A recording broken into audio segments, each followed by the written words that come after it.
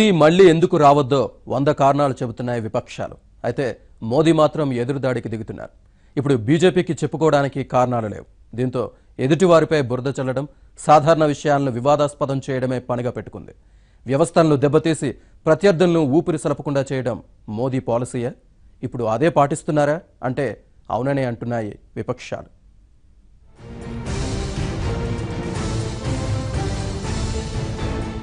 ఒక్కటి కాదు, రెండు కాదు, మోదీ మళ్లీ ఎందుకు వద్దో 100 కారణాలు చెబుతున్నాయి విపక్షాలు. నోట్ల రద్దు నుంచి పెట్రోల్ ధరల వరకు వైఫల్యాలన్నింటినీ లెక్కగట్టి చెబుతున్నాయి. ఇప్పుడు మోదీకి చెప్పుకోవడానికి ఏం లేదు. ఏ అంశాలతో ప్రజల్లోకి వెళ్లాలో క్లారిటీ లేదు. అందుకే చెప్పుకోవడానికి కారణాలు లేనప్పుడు ఎదుటివారిపై బురద జల్లాలి. ఇప్పుడు బీజేపీ ఇదే చేస్తుంది. ప్రతిపక్షాలపై బురద జల్లే ప్రయత్నం చేస్తుంది. అందుకే అనవసర విషయాలపై విపక్షాలను టార్గెట్ చేస్తూ మాటల దాడి చేస్తున్నారు.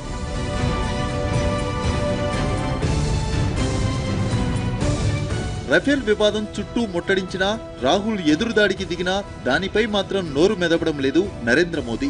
చౌకీదారునంటూ ప్రచారం చేసుకుంటున్నారు. సాధారణ విషయాలను వివాదాస్పదం చేస్తున్నారు. ఇప్పుడు మత విద్వేషాలు రెచ్చగొడుతున్నారు. పాక్ను బూచిగా చూపిస్తూ ఓట్లు రాబట్టే ప్రయత్నం చేస్తున్నారు. వైఫల్యాలు తెరమీదికి రాకుండా మసిపూసి మారేడుకాయ చేస్తున్నారు.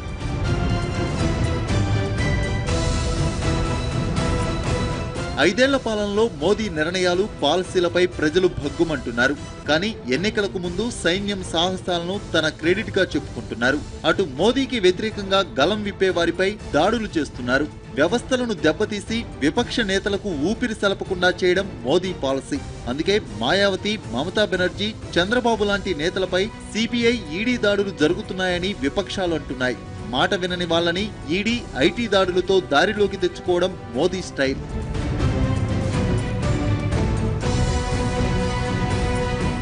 ఇప్పుడు ఎన్నికల్లో ఇదే పాలసీని ఫాలో అవుతున్నారన్న విమర్శలు ఉన్నాయి. తనకు వ్యతిరేకంగా ఉన్న పక్షాలపై దాడులు చేయించడం, ఐటీ దాడులతో హడలెత్తించడం, ఇలా ప్రతిపక్ష నేతల ఆర్థిక మూలస్తంభాలను బద్దలు కొడుతున్నారు. ఇలా ఎన్నికల్లో గెలవాలనే ప్రయత్నం ఎప్పటినుంచో సాగుతుందన్నది విపక్షాల ఆరోపణ. ఇదే కాదు, సిబిఐ, ఈడీ, ఐటీలను మోదీ పూర్తిగా నిర్వీర్యం చేశారన్న విమర్శలు వినిపిస్తున్నాయి.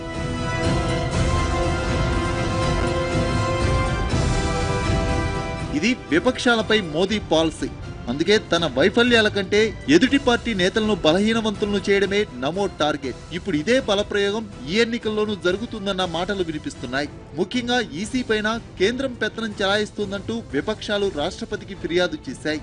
ఎన్నికల సంఘం బీజేపీ నేతల పట్ల సానుకూలంగా వ్యవహరించడం పైన తీవ్ర విమర్శలు ఉన్నాయి.